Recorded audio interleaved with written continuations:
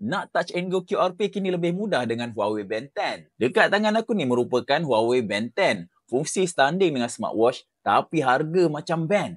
Dan yang menarik lagi, Band 10 ni dia ada fungsi touch and go QRP. Rekaan Band 10 ni memang stylish dengan aluminium alloy case, sangat-sangat ringan dan hanya berat dia 15 gram je kalau korang cabut dia punya band. Dan ketebalan dia hanya 8.99mm dan merupakan band yang paling ringan dalam pasaran. Ada fungsi seperti emotional body health yang pertama kali dibawa dalam band series, yang mana biasanya korang akan dapat fungsi ni hanya pada Huawei Watch DT5 series. Bagi pengguna Touch and Go e-wallet pula, yang ini memang best sebab pertama kali ada fungsi Touch and Go QRP dalam pasaran. Korang boleh buat bayaran Touch and Go dan dia ada sediakan app dalam jam ni sendiri. Ada 100 lebih advanced workout mode seperti Ultra Accurate Swimming Data, Ultra Accurate Indoor Running Data dan macam-macam lagi. Untuk ketahanan bateri pula, korang jangan risau sebab Band 10 ni dia punya ketahanan bateri boleh capai sehingga 14 hari. Bagi pengguna Android ataupun iOS, band ni memang support dia punya app, jadi korang jangan risau. Dapatkan Huawei Band 10 ni dengan hanya RM149 dengan RM40 eksklusif offer,